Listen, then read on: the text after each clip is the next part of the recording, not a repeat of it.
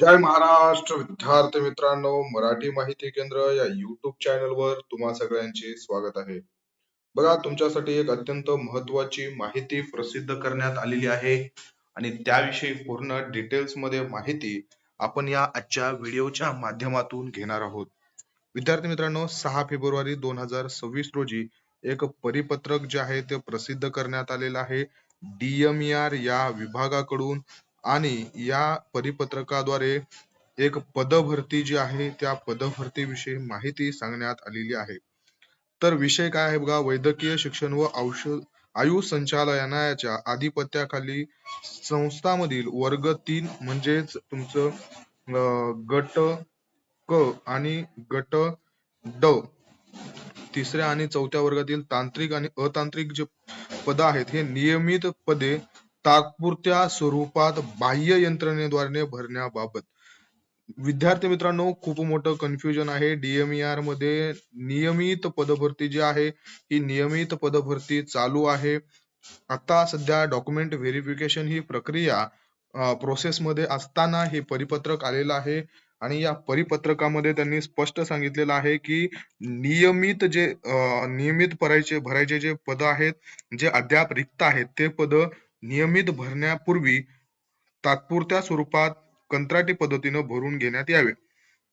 यामध्ये वेगवेगळे पद आहेत, खूप साऱ्या नियम, अटी, शर्ती लागू आहेत. बघा, त्याच्यामध्ये शासकीय वैद्यकीय दंत महाविद्यालय असतील, परिचर्या संस्था असतील, आरोग्य पथक असतील, यांच्यामधील गट क आणि गट ड चे तांत्रिक अतांत्रिक रिक्त पदांपैकी रुग्णसेवा सुरळीत ठेवण्यासाठी आवश्यक असणारे मनुष्यबळ बाह्य यंत्रणेद्वारे उपलब्ध करून घ्यायचे आहे.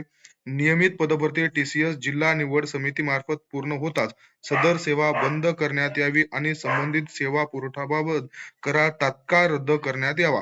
म्हणजे आता बघा विद्यार्थी मित्रांनो, तुम्ही बघितलं असेल, गट ड जे आहे या गट ड चे वेगवेगळ्या GMC चे पदभरती निघालेले होते, ज्याच्यामध्ये संभाजीनगर असेल, नांदेड GMC असेल, त्याच्यानंतर कोल्हापूर असेल, अशा विविध ज्या GMC आहेत त्यांच्या इंडिव्हिज्युअली गट ड च्या पदभरत्या जे आहेत त्या प्रसिद्ध करण्यात आलेल्या आहेत. ज्यामध्ये पुणे असेल आणि DMER ची गट क ची बघा विद्यार्थी मित्रांनो, जवळपास 1109 पदांसाठीची पदभरती आहे, ती सुद्धा प्रसिद्ध करण्यात आलेली आहे आणि ती सुद्धा प्रोसेस मध्ये आहे. लवकरच त्याचे जॉईनिंग लेटर सुद्धा मिळण्याची शक्यता आहे. बघा, अशा पद्धतीच्या पूर्ण तुम्हाला नियम, अटी दिलेल्या आहेत. कोणते कोणते पद आहेत आपण डायरेक्टली पद पाहू. बघा विद्यार्थी मित्रांनो, संस्थेचे नाव म्हणजे महाविद्यालयाचं नाव आहे, गट क च पद आहे का ड च आहे, पदाचं नाव आहे, एकूण मंजूर पद, त्यापैकी भरलेली किती आहेत, रिक्त कधी आहेत आणि कंत्राटी पद्धतीनं भरणार किती आहेत, याचा पूर्ण तपशील त्यांनी इथं दिलेला आहे. ज्यामध्ये बघा, कोल्हापूर GMC जे आहे त्याच्यामध्ये प्रयोगशाळा तंत्रज्ञ गट क च पद आहे. बघा, याचे एकूण 12 पद मंजूर आहेत, त्यापैकी 10 पद भरले गेलेले आहेत. 2 रिक्त पद आहेत, तर दोन्ही रिक्त पद कंत्राटी स्वरूपाने त्यांनी भरायला सांगितलेले आहेत. त्याबरोबर एक्सरे टेक्निशियन असेल किंवा प्रयोगशाळा सहाय्यक असेल, यांची सुद्धा माहिती आहे. बघा, एक्सरे टेक्निशियनचं 2 पद मंजूर आहेत, एकही पद भरल्या गेलेलं नाही आणि दोन्हीच्या दोन्ही कंत्राटी स्वरूपात भरण्याचे आदेश जे आहेत ते देण्यात आलेले आहेत. प्रयोगशाळा सहाय्यकचं सुद्धा एकूण 34 पदांपैकी 21 भरले गेलेले आहेत, 13 रिक्त पैकी 13 कंत्राटी पद्धतीनं भरण्यात सांगितलेलं आहे. अशा पद्धतीनं आहे बघा हे सर्व.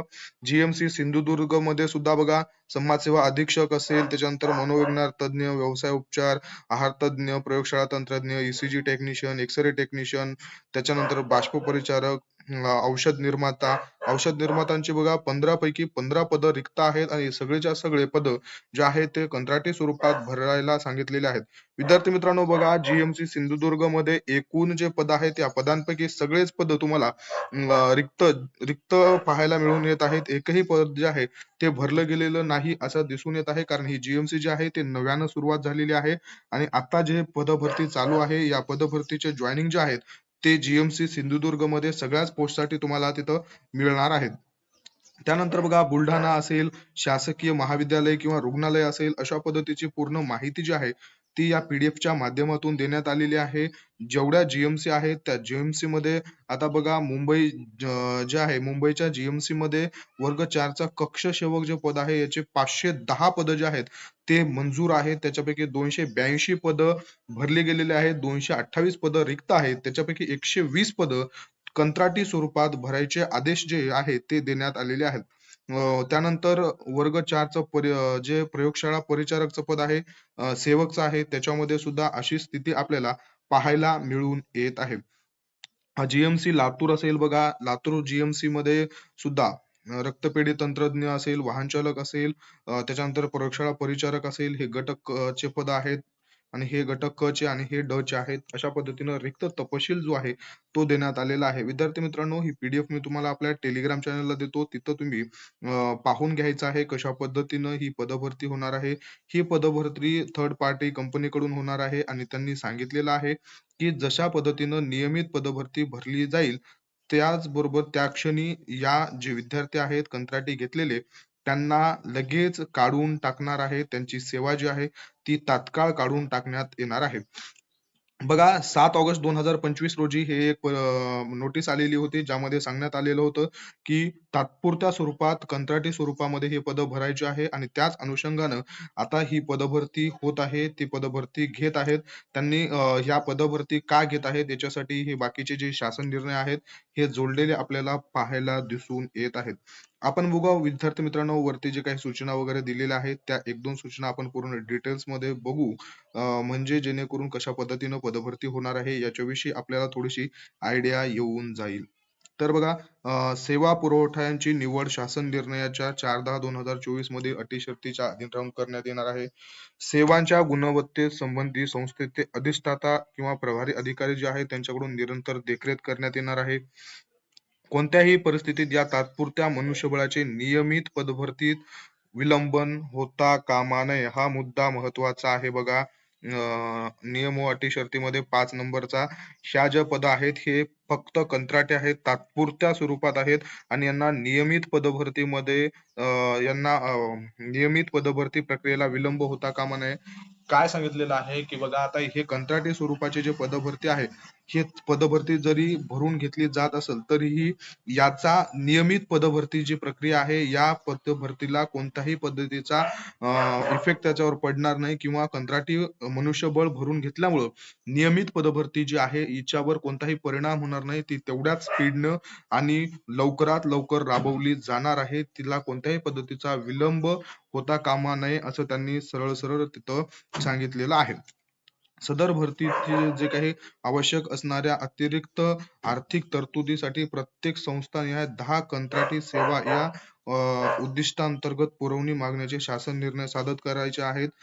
हे जे विद्यार्थी मित्रांनो, तुम्हाला नियम अटी शर्ती ज्या आहेत या काही त्या डिपार्टमेंटनं संस्थांना दिलेले दिसत आहेत, तर काही विद्यार्थ्यांसाठी सुद्धा आपल्याला दिसून येत आहेत. तर आता लवकरच ही जी थर्ड पार्टी कंपनीकडून भरून घेतली जाणार आहे ही पदभरती आपल्याला पाहायला मिळून येणार आहे. याच्यामध्ये बघा, परिचर्या पद वगळून बाकीचे जे काही गट क आणि गट ड चे तांत्रिक आणि अतांत्रिक पद आहेत हे पद भरून घेतले जाणार आहेत